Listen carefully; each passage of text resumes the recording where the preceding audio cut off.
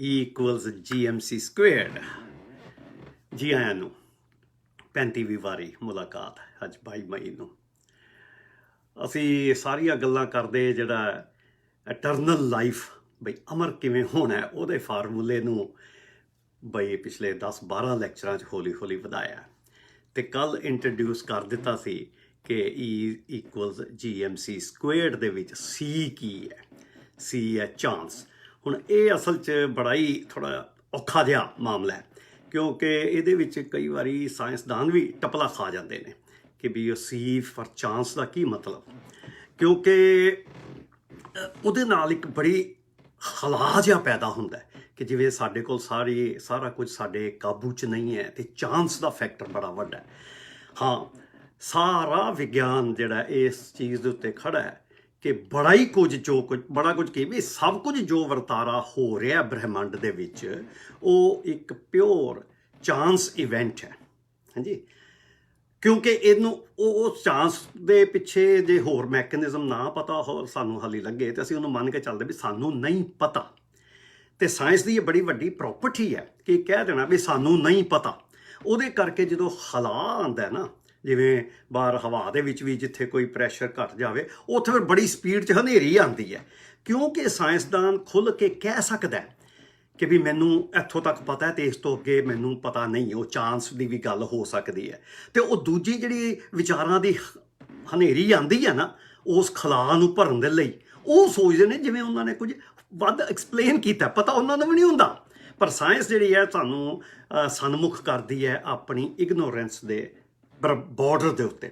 ਹੌਲੀ ਹੌਲੀ ਉਹ ਇਗਨੋਰੈਂਸ ਘਟਦੀ ਵੀ ਜਾਂਦੀ ਹੈ, ਪਰ ਇਹ ਸਾਰੇ ਦੇ ਪਿੱਛੇ ਚਾਂਸ ਦਾ ਫੈਕਟਰ ਜਿਹੜਾ ਹੈ, ਜਿਵੇਂ ਮੈਂ ਕੱਲ ਥੋੜ੍ਹਾ ਜਿਹਾ ਟੱਚ ਕੀਤਾ ਸੀ ਕਿ ਉਹਨੂੰ ਅਸੀਂ ਪ੍ਰਿੰਸੀਪਲ ਆਫ ਅਨਸਰਟਨਟੀ ਫਿਜ਼ਿਕਸ ਦੇ ਵਿੱਚ ਕਹਿੰਦੇ ਹਾਂ, ਹਾਈਜ਼ਨਬਰਗ ਪ੍ਰਿੰਸੀਪਲ, ਕਿ ਕਿਸੇ ਵੀ ਚੀਜ਼ ਦੇ ਬਾਰੇ ਸਭ ਕੁਝ ਜਿਹੜਾ ਵੈ ਉਹਦੀ ਪੋਜੀਸ਼ਨ ਤੇ ਉਹਦੀ ਡਾਇਰੈਕਸ਼ਨ ਇਹ ਨਹੀਂ ਪਤਾ ਲੱਗ ਸਕਦੀ ਈਵਨ ਕੁਆਂਟਮ ਲੈਵਲ ਤੇ, ਈਵਨ ਐਟੋਮਿਕ ਲੈਵਲ ਦੇ ਉੱਤੇ।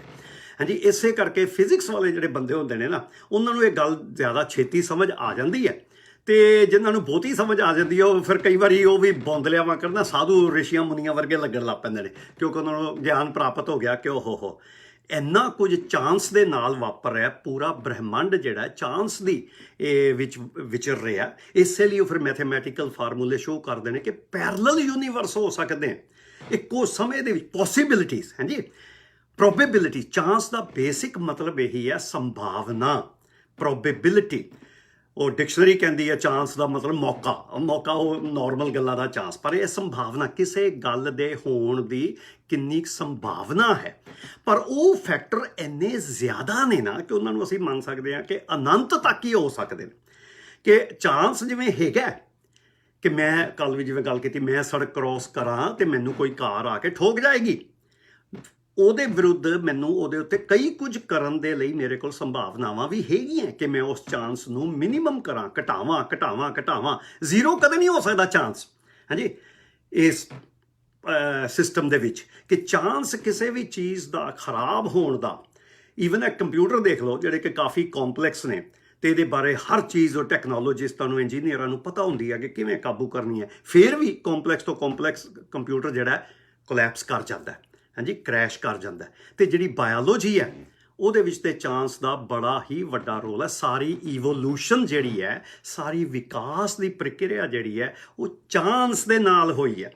ਪਹਿਲਾ ਜੀਵ ਜਿਵੇਂ ਵੀ, ਚਲੋ ਉਹਨੂੰ ਅਸੀਂ ਕਹਿ ਦਈਏ ਕਿ ਪਹਿਲੇ ਮੋਲੀਕਿਊਲ ਬਣੇ, ਹਰ ਵਾਰੀ ਉਹ ਜਿਹੜਾ ਜੀਵ ਦੇ ਅੱਗੋਂ ਨਵਾਂ ਸੈੱਲ ਬਣਦਾ ਹੈ ਉਹ ਬਾਈ ਚਾਂਸ ਉਹਦੇ 'ਚ ਐਰਰਸ ਹੁੰਦੀਆਂ, ਮਿਸਟੇਕਸ ਹੁੰਦੀਆਂ ਨੇ, ਗਲਤੀਆਂ ਹੁੰਦੀਆਂ, ਉਹ ਫੈਲਦੀਆਂ, ਉਹਦੇ ਵਿੱਚੋਂ ਫਿਰ ਹੌਲੀ ਹੌਲੀ ਵਿਕਾਸ ਹੁੰਦਾ। ਹੁਣ ਇਹ ਡਾਰਵੀਨੀਅਨ ਥਿਊਰੀ ਹੈ ਤੇ ਬੜੀ ਜ਼ਬਰਦਸਤ, ਤੇ ਇਹਦੇ ਲਈ ਮੈਨੂੰ ਲੰਬਾ ਗੱਲਬਾਤ ਕਰਨ ਦੀ ਸ਼ਾਇਦ ਲੋੜ ਕਦੇ ਕਿਸੇ ਹੋਰ ਸਮੇਂ ਕਰ ਲਈਏ। ਉਹਦੇ ਵਿੱਚ ਫਿਰ ਆਉਂਦਾ ਕਿ ਚਾਂਸ ਦੇ ਨਾਲ ਕਿਵੇਂ ਇੱਕ ਜ਼ਿੰਦਗੀ ਤੋਂ ਦੂਜੀ ਜ਼ਿੰਦਗੀ ਦੀ ਸ਼ੁਰੂਆਤ ਹੁੰਦੀ ਰਹਿੰਦੀ ਹੈ।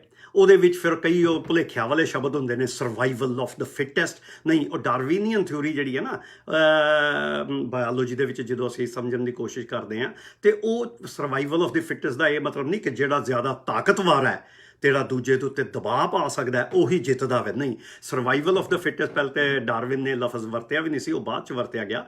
ਨੈਚੁਰਲ ਸਿਲੈਕਸ਼ਨ, ਜਦੋਂ ਕਈ ਚੀਜ਼ਾਂ ਹੁੰਦੀਆਂ ਤੇ ਉਹਨਾਂ ਵਿੱਚੋਂ ਫਿੱਟ ਕੌਣ ਹੈ ਈਵੋਲੂਸ਼ਨ ਦੇ ਹਿਸਾਬ ਸਿਰ ਫਿੱਟ ਉਹ ਹੈ ਜਿਹੜਾ ਆਪਣੇ ਤੋਂ ਅਗਲੀ ਨਸਲ ਨੂੰ ਜਨਮ ਦੇ ਸਕਦਾ ਹੈ ਤੇ ਉਹਦੀ ਨਸਲ ਦੇ ਵੀ ਜਿਹੜੇ ਜੀਵ ਨੇ ਉਹ ਫਿਰ ਉਹਦੇ ਵਿੱਚ ਸਰਵਾਈਵ ਕਰਕੇ ਫੈਲ ਸਕਦੇ ਨੇ, ਜਿਉਂਦੇ ਰਹਿ ਕੇ ਫੈਲ ਸਕਦੇ ਨੇ। ਸੋ ਈਵੋਲੂਸ਼ਨ ਦੇ ਵਿੱਚ ਫਿਟੈਸਟ ਦਾ ਮਤਲਬ ਬੇਸਿਕਲੀ ਇਹੀ ਹੈ ਜਿਹੜਾ ਆਪਣੇ ਤੋਂ ਅਗਲੀ ਨਸਲ ਨੂੰ ਜਨਮ ਦੇ ਸਕਦਾ, ਕਿਉਂਕਿ ਈਵੋਲੂਸ਼ਨ ਸਭ ਤੋਂ ਵੱਡੀ ਪ੍ਰੋਬਲਮ ਇਹੀ ਰਹਿੰਦੀ ਹੈ ਕਿ ਜਨਮ ਦੇ ਕੇ ਉਹ ਅੱਗੇ ਨਸਲ ਕਾਇਮ ਨਹੀਂ ਰਹਿੰਦੀ।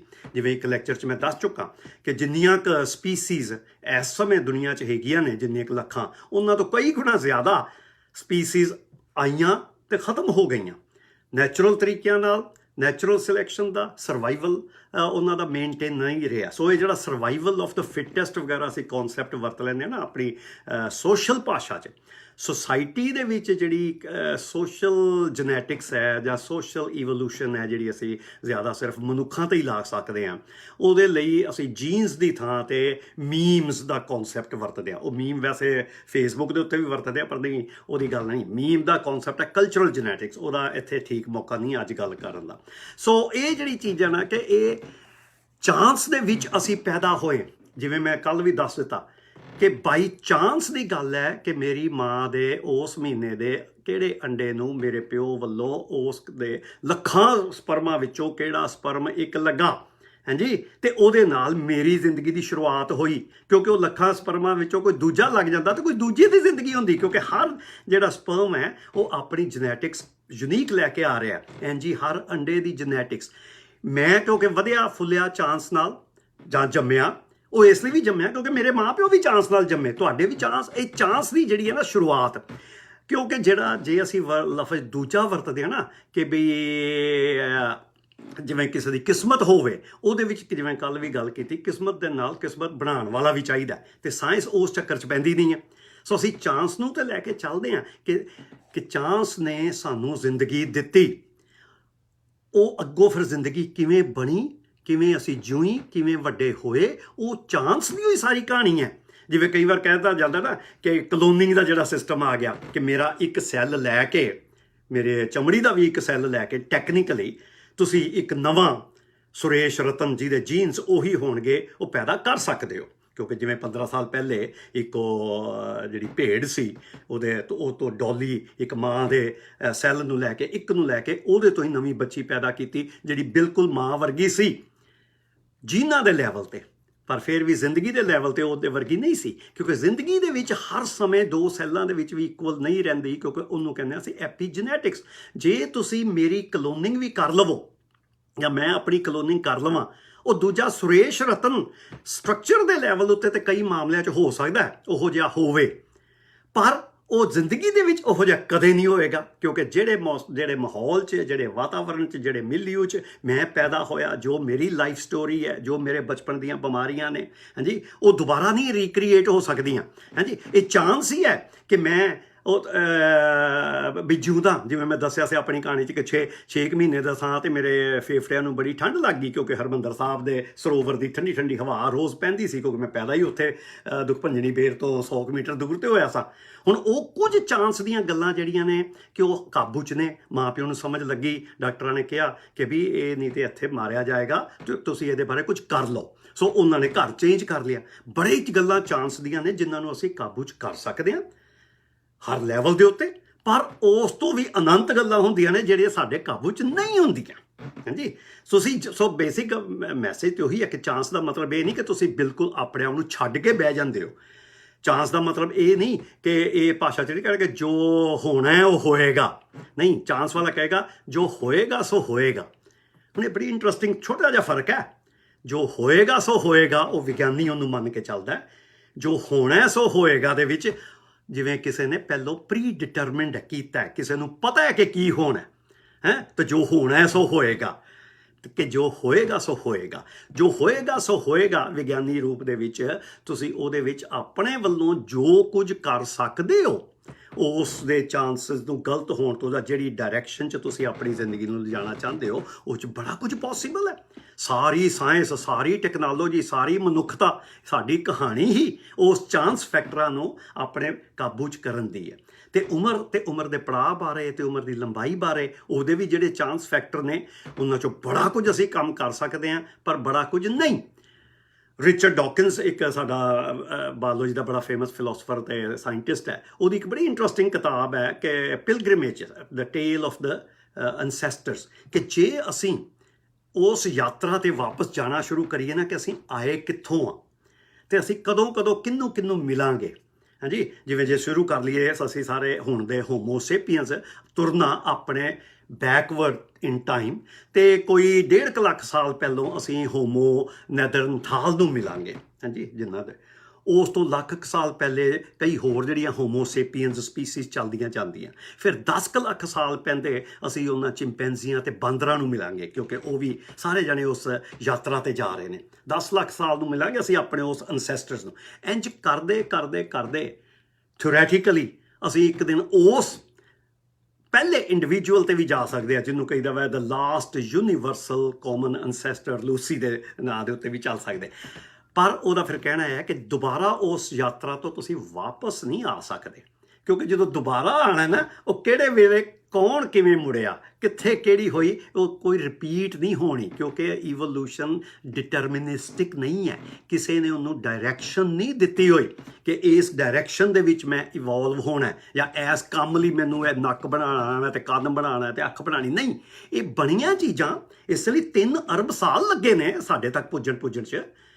3 ਅਰਬ ਦਾ ਮਤਲਬ ਪਤਾ ਕਿੰਨਾ? 3 ਦੇ ਅੱਗੇ 9 ਜ਼ੀਰੋਆਂ, 19 ਸਾਲ। ਉਹਦੇ ਵਿੱਚੋਂ ਅਸੀਂ ਜਿਹੜੇ ਹੋਮੋਸੇਪੀਅਨਸ ਆ, ਉਹਦੇ ਪਿਛਲੇ ਮਸਾਂ 1.5 ਲੱਖ ਸਾਲ ਤੋਂ ਵੀ ਨਹੀਂ ਹੈ। ਤੇ ਜਿਹੜੇ ਸੋਸਾਇਟੀ ਦੀ ਅਸੀਂ ਗੱਲ ਕਰਦੇ ਹਾਂ ਕਿ ਮਨੁੱਖ ਦੀ ਸੋਸਾਇਟੀ ਹੈ, ਉਹ ਤੇ ਮਸਾਂ 50,000 ਸਾਲ ਤੱਕ ਵੀ ਨਹੀਂ ਜਾਂਦੀ। ਐਗਰੀਕਲਚਰ 10,000 ਸਾਲ ਪਹਿਲੇ ਸ਼ੁਰੂ ਹੋਇਆ। ਸੋ ਇਹਨਾਂ ਚੀਜ਼ਾਂ ਦੇ ਵਿੱਚ ਰੱਖ ਕੇ ਇਹ ਬੜਾ ਵੱਡਾ ਚਾਂਸ ਹੈ ਕਿ ਤੁਸੀਂ ਜਿਉਂਦੇ। ਹਾਂਜੀ, ਤੇ ਉਹ ਜਿਹੜੀ ਹੈ ਕਿ ਇਹ ਚਾਂਸ ਨੂੰ ਅਸੀਂ ਫੈਕਟਰ ਕਰਦੇ ਹਾਂ ਸੋਸ਼ਲ ਕੇਅਰ ਨਾਲ, ਲਵ ਨਾਲ, ਮੈਡੀਸਨਸ ਨਾਲ। ਸਾਇੰਸ ਜਿਹੜੀ ਹੈ ਉਹ ਇਸੇ ਚੀਜ਼ ਨੂੰ ਲੈ ਕੇ ਚੱਲਦੀ ਕਿ ਅਸੀਂ ਜੋ ਕੁਝ ਅਸੀਂ ਕਰ ਸਕਦੇ ਹਾਂ, ਜਿਹਦੀ ਸਾਨੂੰ ਕਰਨ ਦੀ ਲੋੜ ਹੈ ਤੇ ਕਿਉਂ ਲੋੜ ਹੈ, ਤੇ ਉਹਦੇ ਵਿੱਚ ਅਸੀਂ ਕੀ ਕੀ ਕਰ ਸਕਦੇ ਹਾਂ, ਉਹਨੂੰ ਕਰਨਾ ਚਾਹੀਦਾ। ਬਾਇਓਲੋਜੀ ਵਾਲੇ ਸਾਇੰਸਦਾਨ ਕਈ ਵਾਰ ਬੜੀ ਵੱਡੀ ਗਲਤੀ ਕਰਦੇ ਨੇ। ਉਹ ਇੱਕ ਟਾਰਗੇਟ ਨੂੰ ਲੈ ਕੇ ਨਾ, ਇੱਕ ਜੀਨ ਨੂੰ, ਇੱਕ ਪ੍ਰੋਟੀਨ ਨੂੰ ਸੈੱਟ ਕਰਨ ਦੀ ਕੋਸ਼ਿਸ਼ ਕਰਦੇ ਨੇ ਕਿ ਇਹਦੇ ਨਾਲ ਅਸੀਂ ਸਾਰਾ ਕੁਝ ਠੀਕ ਕਰ ਦਾਂਗੇ। ਉਹ ਹੁੰਦਾ ਨਹੀਂ। ਉਹ ਜੀ ਤੇ ਐਮ ਦਾ ਹਿੱਸਾ ਰਹਿੰਦਾ। ਪਰ ਇਹ ਚਾਂਸ ਦੀ ਜਿਹੜੀ ਫਾਈਨਲ ਜਿਹੜਾ ਆਉਂਦਾ ਨਾ, ਕਿ ਉਹਦਾ ਫਿਰ ਐਂਡ ਰਿਜ਼ਲਟ, ਉਹਦੀ ਇੰਪਲੀਕੇਸ਼ਨ ਕੀ ਹੈ? ਉਹਦੀ ਇੰਪਲੀਕੇਸ਼ਨ ਇੱਕ ਤਾਂ ਇਹ ਹੈ ਕਿ ਕਿਸੇ ਵੀ ਮਨੁੱਖ ਦੀ ਉਮਰ ਕਿੰਨੀ ਲੰਬੀ ਹੋ ਸਕਦੀ ਹੈ ਜਾਂ ਹੋਏਗੀ, ਜਾਂ ਕਿਸ ਮੂਮੈਂਟ ਤੇ ਉਹ ਮਰੇਗਾ, ਉਹ ਕਦੋਂ, ਵੈਨ ਬ੍ਰੈਥ ਬਿਕਮਸ ਏਅਰ। ਹਾਂਜੀ, ਉਹ ਕਦੋਂ ਮੂਮੈਂਟ ਆਏਗੀ, ਉਹ ਪ੍ਰੈਡਿਕਟੇਬਲ ਨਹੀਂ। ਉਹਨੂੰ ਕੋਈ ਵੀ ਤਰੀਕਾ ਨਹੀਂ ਦੱਸ ਸਕਦਾ ਕਿ ਕਦੋਂ ਤੱਕ ਹੈ।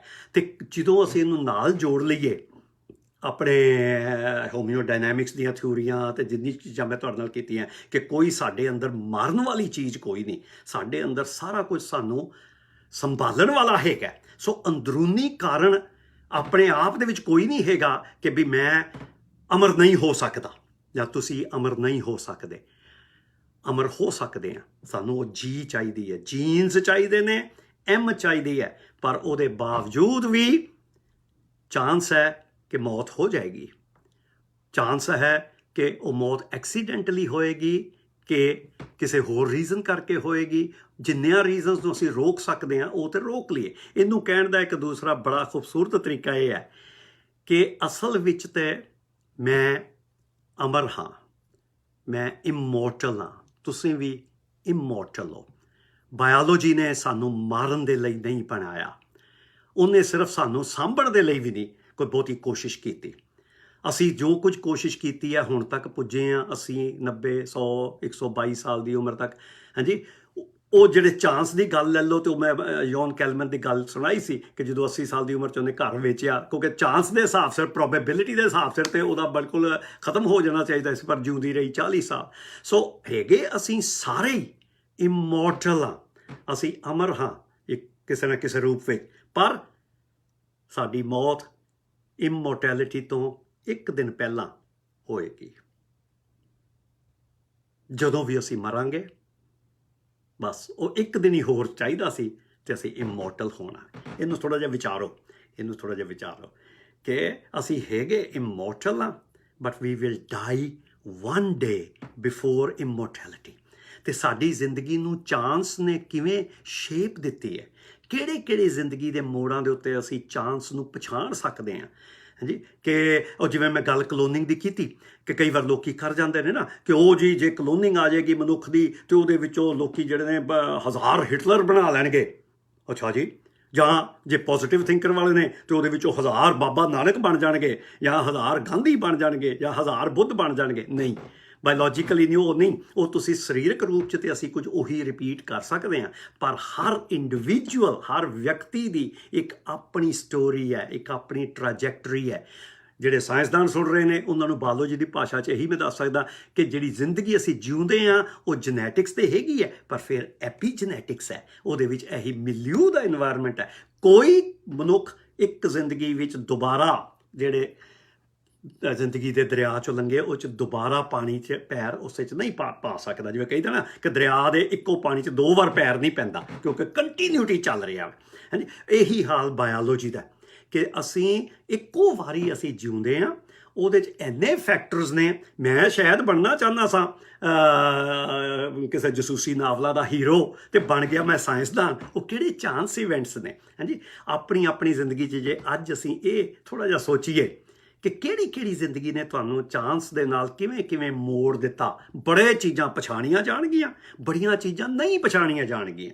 ਹਾਂਜੀ, ਜਿਵੇਂ ਮੈਂ ਇੱਕ ਵਾਰ ਪਤਾ ਨਹੀਂ ਕਿਸੇ ਲੈਕਚਰ 'ਚ ਕਰ ਚੁੱਕਾ ਗੱਲ ਕਿ ਸਪੋਰਟਸਮੈਨ ਜਿਹੜੇ ਹੁੰਦੇ ਨੇ ਨਾ, ਖਿਲਾੜੀ ਲੋਕ, ਉਹ ਇਸੇ ਲਈ ਬੜੇ ਵਹਿਮੀ ਭਰਮੀ ਲੱਗਣ ਲੱਗ ਪੈਂਦੇ ਨੇ ਕਿ ਉਹਨਾਂ ਦੇ ਬੜੇ ਪ੍ਰਸਾਈਜ਼ ਰੋਲ ਹੁੰਦੇ ਨੇ ਕਿ ਇਹ ਜਿਹੜੀ ਹੈ ਨਾ ਅੱਜ ਮੈਂ ਸ਼ਰਟ ਇਹੀ ਪਾਣੀ ਹੈ ਤਾਂ ਹੀ ਮੇਰਾ ਮੈਚ ਖੇਡਿਆ ਜਾਣਾ ਹੈ। ਹਾਂਜੀ, ਜਿਵੇਂ ਅਸੀਂ ਆਮ ਜ਼ਿੰਦਗੀ 'ਚ ਬੱਚੇ ਵੀ ਕਰਦੇ ਹਾਂ ਕਈ ਵਾਰੀ ਕਿ ਇਹ ਮੇਰਾ ਲੱਕੀ ਸ਼ਰਟ ਹੈ, ਮੇਰੀ ਲੱਕੀ ਫਲਾਣੀ ਚੀਜ਼ ਹੈ, ਕਿਉਂਕਿ ਅਸੀਂ ਸਿਰਫ ਉਹਦੇ 'ਤੇ ਹੀ ਕੰਟਰੋਲ ਕਰ ਸਕਦੇ ਹਾਂ ਤੇ ਉਹਦੇ ਤੇ ਹੀ ਕਰ ਸਕਦੇ ਹਾਂ। ਜੋ ਰਫਾਲ ਨਦਾਲ ਦੀ ਮੈਂ ਐਗਜ਼ਾਮਪਲ ਦਿੰਦਾ ਹੁੰਦਾ ਕਿ ਉਹ ਆਪਣਾ ਪਾਣੀ ਦਾ ਗਲਾਸ ਰੱਖਣ ਦੇ ਵਿੱਚ ਇੰਨਾ ਸਪੈਸੀਫਿਕ ਹੈ ਕਿ ਜਰਾ ਜਿੰਨਾ ਕੋਈ ਦੂਜਾ ਉਹਦਾ ਪਾਣੀ ਦਾ ਗਲਾਸ, ਪਾਣੀ ਦੀ ਬੋਤਲ ਹਿਲਾ ਜਾਵੇ ਤੇ ਉਹਦਾ ਵਾਤਾਵਰਨ ਖਰਾਬ ਹੋ ਜਾਂਦਾ। ਉਹਨੂੰ ਕਿਸੇ ਨੇ ਪੁੱਛਿਆ ਵੀ, ਉਹ ਕਹਿੰਦਾ ਸਿਰਫ ਮੈਂ ਇਹੀ ਕਾਬੂ 'ਚ ਕਰ ਸਕਦਾ। ਅੱਗੇ ਤੇ ਫਿਰ ਜਦੋਂ ਮੈਦਾਨ 'ਚ ਮੈਂ ਸਰਵਿਸ ਕਰਨੀ ਹੈ, ਉਹ ਅੱਗੋਂ ਕਿਵੇਂ ਰਿਟਰਨ ਆਉਂਦੀ ਹੈ ਉਹ ਤੇ ਉਹਦੇ ਤੇ ਡਿਪੈਂਡ ਕਰਦਾ ਅਗਲੇ ਵਾਲੇ ਉੱਤੇ। ਸੋ ਇਮੋਰਟਲ ਅਸੀਂ ਹੈਗੇ ਜੇ, ਇਹ ਬੜੀ ਵੱਡੀ ਖੁਸ਼ਖਬਰੀ ਦੀ ਗੱਲ ਹੈ ਕਿ ਕੋਈ ਸਾਨੂੰ ਮਾਰਦਾ ਨਹੀਂ ਪਿਆ, ਨਾ ਹੀ ਸਾਨੂੰ ਮਰਨ ਦੀ ਲੋੜ ਹੈ। ਪਰ ਜੇ ਅਸੀਂ ਜਿਉਣਾ ਚਾਹੁੰਦੇ ਹਾਂ ਤੇ ਉਹਦੇ ਲਈ ਸਾਨੂੰ ਆਪਣੇ ਜੈਨੇਟਿਕਸ ਤੇ ਆਪਣੇ ਜੀਨਸ ਤੇ ਆਪਣੇ ਮਿਲਿਊ ਦੇ ਉੱਤੇ ਬਹੁਤ ਕੁਝ ਕਰਨ ਦੀਆਂ ਸੰਭਾਵਨਾਵਾਂ ਨੇ। ਜਿੰਨੀਆਂ ਪਰ ਮਰਜ਼ੀ ਵੀ ਕਰ ਲਈਏ, ਮਰਾਂਗੇ ਫੇਰ ਵੀ। ਪਰ ਸਿਰਫ ਇੱਕ ਦਿਨ ਦਾ ਮਾਮਲਾ ਹੈ ਕਿ ਅਸੀਂ ਆਪਣੇ ਅਮਰ ਹੋਣ ਤੋਂ ਇੱਕ ਦਿਨ ਪਹਿਲਾਂ ਮਰ ਜਾਵਾਂਗੇ। ਇਹ ਮੇਰੇ ਲਈ ਤੇ ਬੜੀ ਖੁਸ਼ੀ ਦੀ ਗੱਲ ਹੈ। ਹਾਂਜੀ, ਹੁਣ ਇਹਦੇ ਵਿੱਚ ਲੋੜ ਇਹੀ ਹੈ ਕਿ ਫਿਰ ਅਸੀਂ ਉਸ ਇੱਕ ਦਿਨ ਦੀ ਇੰਤਜ਼ਾਰ ਵਿੱਚ ਹੀ ਡਰਦੇ ਰਹਿਣਾ ਵੈ ਕਿ ਜਦੋਂ ਵੀ ਉਹ ਇੱਕ ਦਿਨ ਆਏਗਾ, ਉਹਦੇ ਬਾਵਜੂਦ ਵੀ, ਉਸ ਦੇ ਡਰ ਦੇ ਬਾਵਜੂਦ ਵੀ ਅਸੀਂ ਆਪਣੀ ਜ਼ਿੰਦਗੀ ਨੂੰ ਕਿਵੇਂ ਜਿਉਂਦੇ ਰਹਿਣਾ ਤੇ ਤਿਆਰ ਕਰਨਾ ਕਿ ਫਿਰ ਮਰੀਏ ਕਿਵੇਂ। ਕਿ ਜੇ ਮੈਂ ਕੱਲ ਨੂੰ ਇੱਕ ਗੋਲੀ ਬਣਾ ਦੇਵਾਂ ਜਿਹੜੀ ਤੁਹਾਨੂੰ ਮਰਨ ਨਾ ਦੇਵੇ, ਸਵਾਏ ਬਈ ਅੰਦਰੂਨੀ ਕਾਰਨਾਂ ਕਰਕੇ, ਬਿਮਾਰੀਆਂ ਕਰਕੇ, ਕਿਸੇ ਕਰਕੇ, ਤੇ ਤੁਸੀਂ ਉਹ ਲੈਣੀ ਚਾਹੋਗੇ? ਤੁਸੀਂ ਕਿੰਨੀ ਕੁ ਲੰਬੀ ਉਮਰ ਚਾਹੋਗੇ ਆਪਣੇ ਲਈ? ਤੁਸੀਂ ਮੈਨੂੰ ਕਿੰਨੇ ਕੁ ਪੈਸੇ ਦਿਓਗੇ ਜਿਹਦੇ ਨਾਲ ਮੈਂ ਗਰੰਟੀ ਦੇਵਾਂ ਕਿ ਤੁਹਾਨੂੰ 1 ਸਾਲ ਜ਼ਿੰਦਗੀ ਦਾ ਐਕਸਟਰਾ ਮੈਂ ਦੇ ਸਕਦਾ? ਕਿੰਨੇ ਪੈਸੇ ਦਿਓਗੇ ਆਪਣੀ ਜ਼ਿੰਦਗੀ ਲਈ? ਤੇ ਹੁਣ ਇਹ ਆਪਣੇ ਮਾਂ ਪਿਓ ਦੀ ਜ਼ਿੰਦਗੀ ਲਈ ਸਿਰਫ 1 ਸਾਲ ਐਕਸਟਰਾ ਮੈਂ ਤੁਹਾਨੂੰ ਗਰੰਟੀ ਦੇ ਸਕਦਾ। ਕਿੰਨੇ ਕੁ ਪੈਸੇ ਮੈਨੂੰ ਦਿਓਗੇ? ਜਾਂ ਕਿਸੇ ਹੋਰ ਆਪਣੇ ਮਿੱਤਰ ਪਿਆਰੇ ਦੀ ਜ਼ਿੰਦਗੀ ਲਈ? ਇਹ ਚੀਜ਼ਾਂ ਫਿਰ ਸੋਚਣੀਆਂ ਪੈਂਦੀਆਂ ਕਿ what is the value of life. ਕਿਹਦੀ ਲਾਈਫ, ਕਿਉਂ ਲਾਈਫ? ਸੋ ਜਿਉਣਾ ਤੇ ਹੈਗਾ ਵੈ, ਉਹਦੇ 'ਚ ਬੜਾ ਕੁਝ ਅਸੀਂ ਕਰ ਸਕਦੇ ਹਾਂ। ਬੜੇ ਲੰਬੇ ਗਿਆਨ ਦੀਆਂ ਗੱਲਾਂ ਕੀਤੀਆਂ, ਮੈਨੂੰ ਲੱਗਦੀਆਂ ਸੀ ਕਿ ਬਈ ਮੈਂ ਹੁਣ ਇਹਨਾਂ ਨੂੰ ਵਧਾਉਣਾ ਚਾਹੁੰਦਾ ਨਹੀਂ ਹਾਂ, ਪਰ ਜੇ ਕੋਈ ਤੁਹਾਡੇ ਵੱਲੋਂ ਚੀਜ਼ਾਂ ਆਉਣ ਤੇ ਉਹਦੇ ਉੱਤੇ ਅੱਗੇ ਗੱਲਬਾਤ ਵਧਾ ਸਕਦਾ। ਪਰ ਕੱਲ ਮੇਰੇ ਖਿਆਲ 'ਚ ਆਖਰੀ ਹੋਵੇ ਜਾਂ ਇੱਕ ਹੋਰ ਹੋ ਜਾਵੇ ਕਿਸੇ ਚੀਜ਼ਾਂ ਦਾ ਕਿ ਜਿਹੜੀ ਫਿਰ how do we take death in our life, ਕਿ ਉਹਦੇ ਫਿਰ ਕੀ ਤਰੀਕੇ ਨੇ। ਜੇ ਮੈਂ ਐਜ਼ ਸਾਇੰਸਦਾਨ ਮੈਂ ਇਸ ਤਰ੍ਹਾਂ ਦੀ ਕੋਈ ਗੋਲੀ ਬਣਾਉਣੀ ਚਾਹਾਂਗਾ ਕਿ ਜਿਹਦੇ ਨਾਲ ਮੈਨੂੰ ਮੌਤ ਦੀ ਡਰ ਖਤਮ ਹੋ ਜਾਵੇ। ਇਹਦੇ ਬਾਰੇ ਕੱਲ ਗੱਲ ਕਰੀਏ। ਫਿਰ ਮੇਰੇ ਖਿਆਲ 'ਚ ਲੱਗਦਾ 1-2 ਦਿਨ ਹੋਰ ਚੱਲਣਗੇ, ਇਸ ਤੇ ਨੂੰ ਚੱਲਦੇ ਹਾਂ। ਚਲੋ, ਤੁਸੀਂ ਆਪਣੇ ਬਾਰੇ ਜ਼ਿੰਦਗੀ ਦੇ ਚਾਂਸ ਨੂੰ ਲੱਭੋ ਤੇ ਆਪਣੀ ਜ਼ਿੰਦਗੀ ਦੀ ਲੰਬਾਈ ਦੇ ਬਾਰੇ ਕੁਝ ਸੋਚੋ, ਕਿੰਨਾ ਚਾਹੁੰਦੇ ਹੋ ਤੇ ਮੈਨੂੰ ਕੀ ਦਿਓਗੇ ਜੇ ਮੈਂ ਤੁਹਾਨੂੰ ਸਿਰਫ 1 ਐਕਸਟਰਾ ਸਾਲ ਦੇ ਸਕਾਂ, ਤੁਹਾਨੂੰ ਜਾਂ ਤੁਹਾਡੇ ਮਿੱਤਰ ਪਿਆਰਿਆਂ ਨੂੰ। ठीक है जी, आज की मुलाकात बस इतनी।